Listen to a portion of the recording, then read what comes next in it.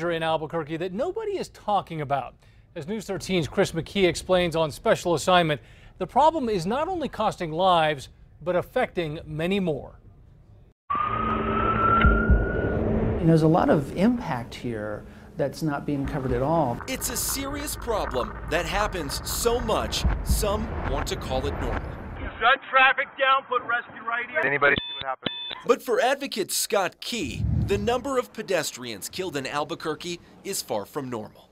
It is absolutely an epidemic. The Metro set an ugly record in 2016. Last year, 34 pedestrians were hit and killed by drivers in Bernalillo County, most in Albuquerque's city limits. That's the most pedestrians killed countywide in a single year since 1994. Key feels the magnitude of the problem is being ignored. Do you feel like people care? Not nearly enough. The general mindset is, I need to get in this car from one place to another as fast as possible, and you're just slowing me down. A member of the city's Bicycling Advisory Committee, Key wants to change that mindset that pedestrians are like speed bumps. If people really thought about this on a human level, I think drivers would drive differently.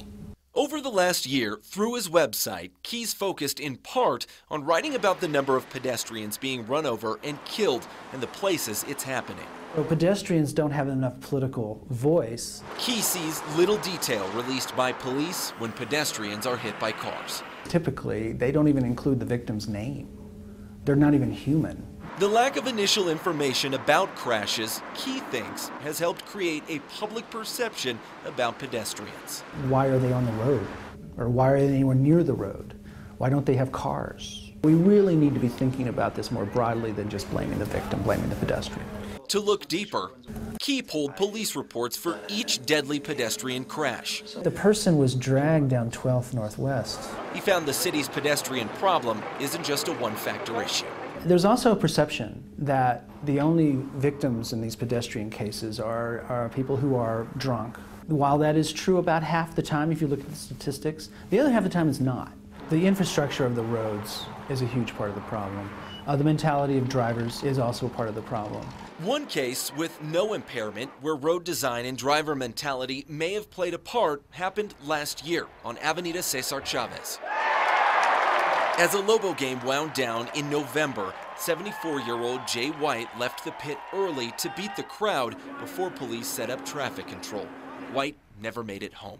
Witnesses saw him get hit by a car. At first we thought it was a pole, but then we seen him and his shoe flew off. The retired Albuquerque teacher, husband, and grandfather was run over crossing Avenida Cesar Chavez's 7 lanes of traffic. White was in a marked crosswalk. The driver stopped after hitting White and called police. We were just going home. We're just driving. In their report, police say the driver wasn't impaired and there was, quote, no driver error. The road is designed for the event at the pit.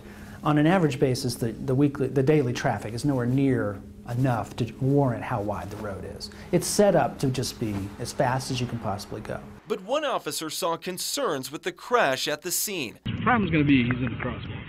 Second problem is going to be she's not going slow. Despite that, to date, no charges have been filed in White's death. It is something that we really do need to address. Petra Morris's opinion comes from personal experience. It happened so fast. In 2010, her leg was crushed between a car and a concrete bench as she was waiting to take a bus to work. And the car was coming straight for me. Standing on the sidewalk near San Mateo and Central, a car lost control trying to pass another car in the middle of a turn. And that was the start of a 1.5 years of surgeries, 5 surgeries, 2 hospital stays. In court, the driver was only ordered to give Morris $100 for her medical bills. The crash will have lifelong impacts on her health. Morris tries to keep a positive outlook, though. I'm very grateful that A, I'm alive, and B, my leg is still attached. But there are many more victims. Some aren't so lucky. 38 people have been seriously injured and 2 have been killed at Central and San Mateo since 2009.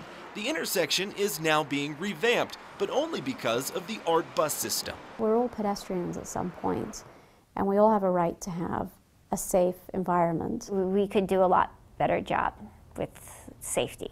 Julie Luna is a transportation planner for Bernalillo County, working to answer the question, how do we make roads safer for people who aren't in cars?